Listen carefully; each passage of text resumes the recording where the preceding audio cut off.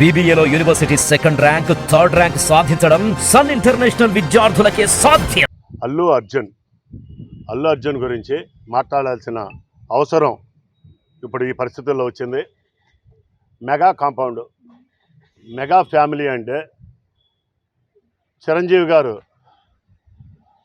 ఎంత అణిగి ఉండారో, ఎదిగిన కొద్దీ అణిగి ఉన్నటువంటి మార్గదర్శకులు ఈ దేశంలో చిరంజీవి గారు. అటువంటి ఎంతో అభివృద్ధి, కష్టపడి ఎంతో అభివృద్ధి చెందినటువంటి చిరంజీవి గారిని ఒక మహావృక్షం, ఒక పచ్చని చెట్టుగా ప్రతి ఒక్కళ్ళు కులాలకు అతీతంగా, మతాలకు అతీతంగా ఆయన్ని ప్రేమించేవాళ్ళు కోట్లాది మంది ప్రజలు ఆయన ప్రేమించారంటే బ్రహ్మాండమైన ఆయన నడక తరతరాలుగా మాట్లాడుకోవాల్సిన అవసరం ప్రతి ఒక్కళ్ళు చిరంజీవి గారి హావభావాల గురించి. అలాగే చిరంజీవి గారితో పాటు ఆ కుటుంబంలో పవన్ కళ్యాణ్ గారు కూడా ఎక్కడ ఫైర్ అవుతున్నారంటే ఆయన ఒక అన్యాయం మీద ఫైర్ అయ్యారు.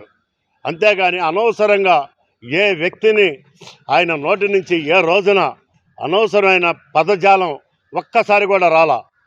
వాళ్ళిద్దరిని సమానం చేసుకుంటూ నాగబాబు గారు కూడా అలాగే ఎవరైనా పెచ్చవాగుడు వాగుతే కౌంటర్ వేస్తానికి నాగబాబు గారు వెన్నుదన్నుగా ఉన్నారు వీళ్ళిద్దరికి. ఇటువంటి ఫ్యామిలీని నుంచి వచ్చి నువ్వు నేర్చుకున్న సంస్కారం ఏమిటి అల్లు అర్జున్? నువ్వు నేర్చుకున్న సంస్కారం నిజంగా హీనమైపోయింది. మేమందరం ఎక్కడెక్కడి నుంచో మారుమూల ప్రజలు ఆయన చూసి మేము ఆయన అడుగుజాడల్లో నడవాలి, ఆయన హావభావాలు కావాలి, ఆయన విధానాలు కావాలని చెప్పేసి అందరం పాటించుకుంటూ పచ్చని మొక్కలు నాటుకుంటున్నాం, రక్తదానాలు చేస్తున్నాం. పుట్టినరోజు సందర్భంగా ఒక కేకులు కట్ చేయడమే కాదు, పేద ప్రజలకి లేకపోతే ఎక్కడ హాస్పిటల్స్లో కానీ ఎక్కడ అనాథలు ఉన్నారో, ఎక్కడ అమాయకులు ఉన్నారో వాళ్ళని ఆదుకోవడానికి వాళ్ళ పిలుపుని అందుకుని అభిమానులుగా ఈ రాష్ట్రంలో అత్యధికంగా తయారయ్యాం. అల్లు అర్జున్ రేపు డిసెంబర్ 6వ తారీఖున నువ్వు మాట్లాడిన దానికి చిరంజీవి గారు, పవన్ కళ్యాణ్ గారు, నాగబాబు గారు వాళ్ళ కాళ్ళు కడిగి ఆ నీళ్లు పబ్లిక్గా మీడియా ముందు నెత్తిన పోసుకుంటే పోసుకో, లేకపోతే ఈ 40 గ్రామాల్లో ఈ మండలం బాపులపాడు మండలం నుంచి హనుమాన్ జంక్షన్ నుంచి మాట్లాడుతున్నాను. ఈ 40 గ్రామాల్లో రేపు డిసెంబర్ 6వ తారీఖున నీ సినిమా రిలీజ్ చేయలేవు.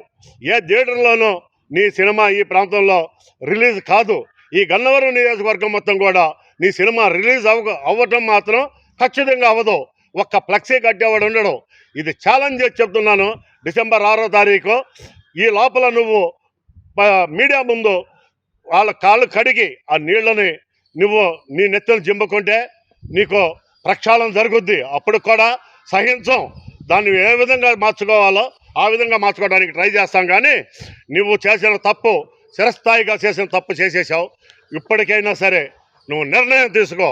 అల్లు అర్జున్, నువ్వు ఒక కామెడీ యాక్టర్వి. నువ్వేదో హీరోని అనుకుంటున్నావేమో, నువ్వు ఒక కామెడీ యాక్టర్లాగా కనబడుతున్నావు. ఆ కామెడీ వరకే కానీ నువ్వు ఒక హీరోగా మాత్రం భావించుకోబాకు. హీరో అంటే రామ్ చరణ్ అంటే యాక్షన్తో కాదు, హావభావాలు, తండ్రి వాళ్ళ భావాలు అందిపుచ్చుకుని ఆయన మాట్లాడే డిబేట్లు చూడు. ఎక్కడైనా సరే రామ్ చరణ్ మాట్లాడే విధి విధానాలు చూడు. ఎంత క్లాసుగా, ఎంత అఫీషియల్గా కానీ, ఎంత సౌమ్యంగా మాట్లాడుతున్నాడో, ఎంత అణిగిమణిగి ఈ ప్రజల కోసం మాట్లాడుతున్నాడో, ఎంత సర్వీస్ చేస్తున్నాడో కూడా తెలుసుకో. మీ తండ్రి పిల్లికి బిచ్చం పెట్టని అల్లు అరవింద్ గారు ఎక్కడైనా సరే సేవా కార్యక్రమాల్లో ఎక్కడైనా ఉన్నాడా? ఈ రాష్ట్రాన్ని ఎక్కడైనా కాపాడారా? నీ కుటుంబం గురించి చెప్తావేంటి? నీ కుటుంబం ఏదో గొప్పదనుకుంటున్నావేమో, నీకేదో సైన్యం ఉండాలనుకుంటున్నాము. చూపిస్తూ సైన్యాన్ని రేపు డిసెంబర్ 8వ తారీఖు 6వ తారీఖు అన్నావు. ఆ రోజున చూపిస్తూ నీ సైన్యాన్ని మేము చూస్తాం, ఖచ్చితంగా చూస్తాం, దీన్ని ఎదుర్కొంటాం. ఖచ్చితంగా కాలుతో అధపాతాళానికి తక్కకపోతే అల్లు అర్జున్ నీకు తగిన శాస్తి చేస్తాం. Thank you.